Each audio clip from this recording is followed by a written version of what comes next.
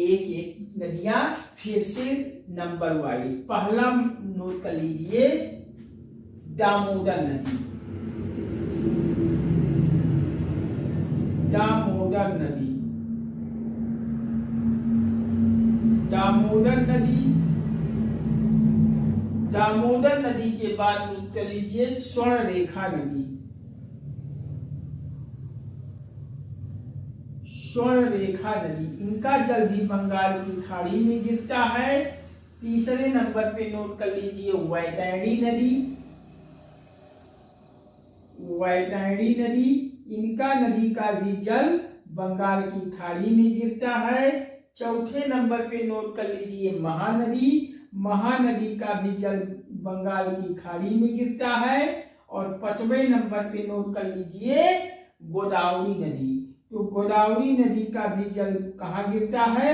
बंगाल की खाड़ी में। और छठवें नंबर पे आप नोट कर लीजिए कौन सा नदी? तो छठवें नंबर पे आप नोट कर लीजिए कृष्णा नदी। कृष्णा नदी का भी जल बंगाल की खाड़ी में गिरता है। और सातवें नंबर पे नोट कर लीजिए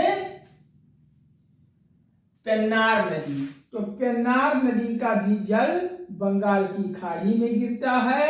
और आठवें नंबर पे नोट कर लीजिए कावेरी नदी। कावेरी नदी का भी जल कहाँ गिरता है? बंगाल की खाड़ी में। और 9वें नंबर पे गिरता है वैगई नदी। तो वैगई नदी का जल कहाँ गिरता है? बंगाल की खाड़ी में। तो ये 9 नदियां आप बिल्कुल कंठस्थ कर लीजिए, याद कर लीजिए।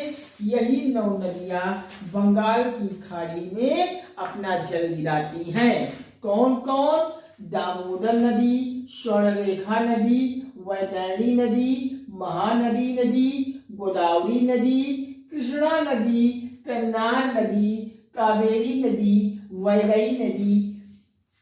मैंने आपको इसके लिए ट्रिक दिया। कौन कहता है कि पहले प्यार को बुलाया नहीं जा सकता, बस दूसरी वाली मस्त होनी चाहिए। तो कौन से आपको देखिए कावेरी नदी, यहाँ आपको 8वें नंबर पे कावेरी नदी मैंने लिख दिया हूँ। अगर आप सीरियल इधर से बनाना चाहें तो इधर से लिख लीजिए। 1 number Kaveri, 2 number Krishna, 3 number Hooghly, 4 number Pennar. इस प्रकार से भी और जैसे भी आप तो देखिए यहाँ कावेरी नदी मिल रही। दूसरे नंबर पे स्वर्णरेखा नदी, ये आपको स्वर्णरेखा नदी, ये मैं